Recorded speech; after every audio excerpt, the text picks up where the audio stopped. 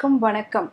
நான் doctor MS. Usha Nandhini, Siddha physician, lotus women care hospital, இந்தியாவின் முதல் பெண்களுக்கான PCOS சித்த மருத்துவமனை, சாய்பாபா காலனி, கோயம்புத்தூர், KK நகர், சென்னை.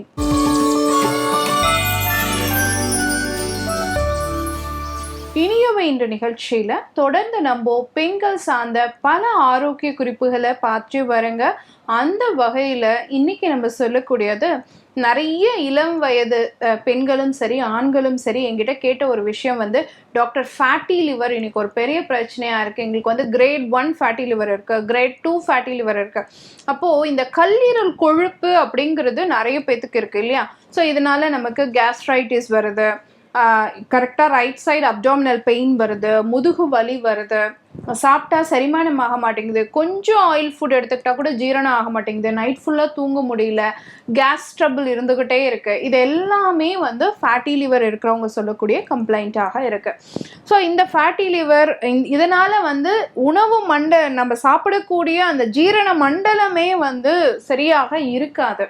ஏன்னா கல்லீரல் தான் வந்து நம்ம சாப்பிடக்கூடிய மாவு பொருளையும் சரி, புரத பொருளையும் சரி, கொழுப்பு பொருளையும் சரி முழுமையாக செரிமானிச்சு அதுக்கு தேவையான நொதிகளை சுரந்து முழுமையாக போய் உடல்ல ரத்தத்தில் சேர்றதுக்கு சப்போர்ட்டிவாக இருக்கக்கூடிய ஒரு உறுப்பு. அந்த உறுப்பினுடைய வேலை குறையிற மாதிரி அதை சுற்றி ஒரு கொழுப்பு படிவம் ஃபார்ம் ஆகிறது தான் நம்ம ஃபேட்டி லிவர் அப்படின்னு சொல்கிறோம். ஸோ அப்போ என்ன பண்ணலாம்?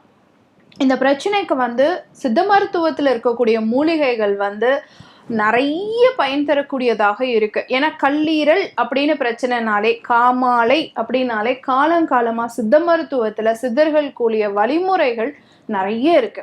அப்போ கல்லீரல் பிரச்சனையை சரி பண்ணணும், குறிப்பாக இந்த ஃபேட்டி லிவரை சரி பண்ணணும், லிவருடைய செல்ஸை வந்து பாதுகாக்கணும் அப்படின்னா இப்போ நான் சொல்லக்கூடிய இந்த 5 வழிமுறைகளை ஃபாலோ பண்ணலாம். ஒன்று வந்து பார்த்தோம் அப்படின்னு சொன்னால் கீழாநெல்லி. இது வந்து நார்மலாக நம்மளுடைய நாட்டு மருந்து கடைகளில் கிடைக்கும், பொடியாக யூஸ் பண்ணலாம். ஆனால் பச்சை கீரையாக யூஸ் பண்ணுறது வந்து ரொம்ப சப்போர்ட்டிவாக இருக்கும்.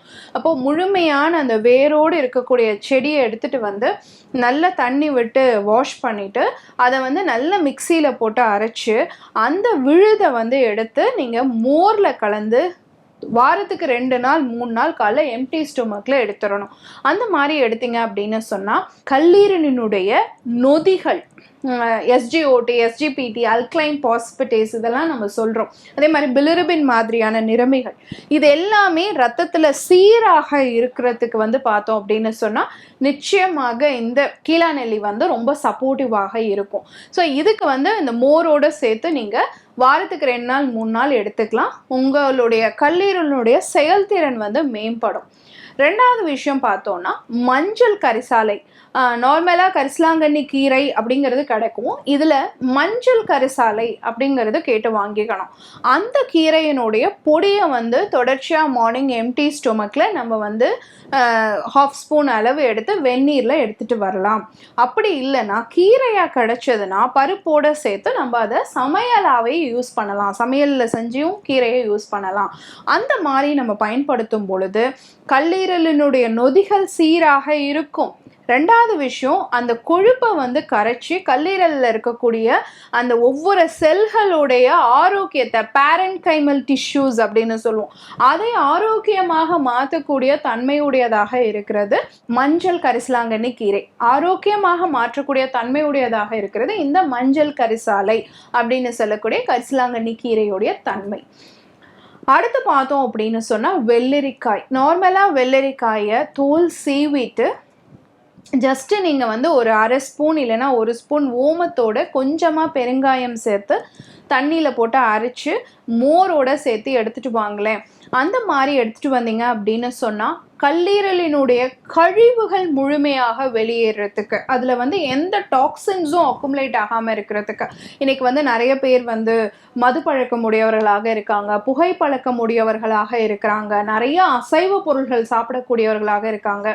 நிறைய பேர் வந்து நிறைய நோய்களுக்கு வந்து காலங்காலமாக நிறைய மருந்துகள் நாள்பட எடுத்துக்கிறோம்.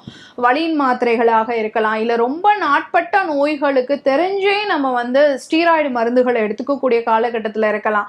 அந்த மாதிரி இருக்கக்கூடியவங்களுக்கு அந்த கழிவுகளை எல்லாம் ரத்தத்திலிருந்து முழுமையாக வெளியேற்றுவதற்கு இந்த வெள்ளரிக்காயோடைய மோர் வந்து ரொம்ப சப்போர்ட்டிவாக இருக்கும். கல்லீரலை பாதுகாக்கிறதுக்கு இது ரொம்ப பயனுள்ளதாக இருக்கும். அடுத்து வந்து பார்த்தோம் அப்படின்னு சொன்னா அத்தி விதை பொடி. நார்மலா நம்மளுடைய நாட்டு மருந்து கடைகள்ல அத்தி விதை கிடைக்கும். அதை வாங்கிட்டு வந்து நீங்களே மிக்சியில பொடிச்சிங்கனாலே பொடிஞ்சிரும். அந்த பொடியை வந்து ரெகுலரா ஒரு மார்னிங் ஈவினிங் 1/2 ஸ்பூன் அளவு சாப்பிட்றதுக்கு முன்னாடி ஹாட் வாட்டரில் எடுக்கலாம், இல்லை ஹனியில் மிக்ஸ் பண்ணி எடுக்கலாம். ஏன்னா அத்தி விதையில் நிறைய ஆன்டி ஆக்சிடென்ட் தன்மை இருக்குது. அப்போ செல்கள் அழியாமல், கல்லீரல் செல்கள் அழியாமல் அதனுடைய தன்மையை அதிகரிக்கக்கூடியதாகவும் HDL LDL லெவலை பேலன்ஸ் பண்ணுறதுக்கும், உங்களுடைய LDL கொலஸ்ட்ராலை குறைச்சி HDL லெவலை இன்க்ரீஸ் பண்ணி அதே சமயம் கல்லீரலில் இருக்கக்கூடிய கொழுப்புகள் கரைஞ்சி வெளியே போகிறதுக்குமே பார்த்தீங்கன்னா இந்த அத்தி விதை பொடி வந்து சப்போர்ட்டிவாக இருக்கும். இப்படியும் பண்ணலாம். அல்லது அத்தி பழங்களையே நம்ம ரெகுலராகவும் எடுத்துக்கலாம், அதுவும் சப்போர்ட்டிவாக இருக்கும். ஸோ இந்த மாதிரி நம்ம உணவு முறையிலேயே மாற்றங்கள் கொண்டு வரும்பொழுது என்ன காரணத்தினால நம்ம கல்லீரலில் கொழுப்பு அதிகரிக்கிறதாக இருந்தாலும், ரத்தத்தில் கொழுப்பு அதிகரிக்கிறதாக இருந்தாலும் அதை சரி செய்ய முடியும் அப்படிங்கிறத நம்ம தெரிஞ்சுக்கணும். லாஸ்ட்டாக ஒரு டீ சொல்கிறேன், இதை நீங்கள் வீட்லேயே ரெகுலராக பயன்படுத்திகிட்டே வரலாம். ஏலக்காய் பொடி இருக்கு இல்லையா, அதில் வந்து உள்ளே வந்து இருக்கக்கூடிய அந்த கருப்பு விதைகள் இருக்கு இல்லையா, அதை வந்து நம்ம சித்த மருத்துவத்தில் ஏல அரிசி அப்படின்னு சொல்கிறோம். அதை ஒரு 2 சிட்டிகை அளவு எடுத்துக்கணும். அதே மாதிரி சுக்கு பொடி ஒரு 2 சிட்டிகை அளவு எடுத்துக்கணும். சீரக பொடி ஒரு 2 சிட்டிகை, சோம்பு பொடி ஒரு 2 சிட்டிகை. இது எல்லாத்தையும் சேர்த்து, இல்லை நீங்கள் முழுசாவே ஏலரிசி விதைகளாக சேர்த்துக்கலாம். சுக்கு வந்து சின்ன சிட்டிகை 2 சிட்டிகை சேர்த்துக்கலாம். சோம்பு ஒரு 1/4 ஸ்பூன் அளவு, சீரகம் ஒரு 1/4 ஸ்பூன் அளவு போட்டு தண்ணி போட்டு நல்லா கொதிக்க வச்சுட்டு, சர்க்கரை நோய் இருக்கிறவர்களாக இருந்தால் அப்படியே குடிச்சிடலாம். சர்க்கரை நோய் இல்லாதவர்களாக இருக்கும் பட்சத்தில் கொஞ்சமாக அதில் நீங்கள் கருப்பட்டி ஆட் பண்ணி குடிக்கலாம். இந்த டீயை வந்து ரெகுலராக மார்னிங் ஈவினிங் உணவுக்கு பிறகு நீங்கள் குடிச்சுக்கிட்டே வாங்கலை, கண்டிப்பாக உங்கள் ரத்தத்தில் இருக்கக்கூடிய கொழுப்பும் குறையும்.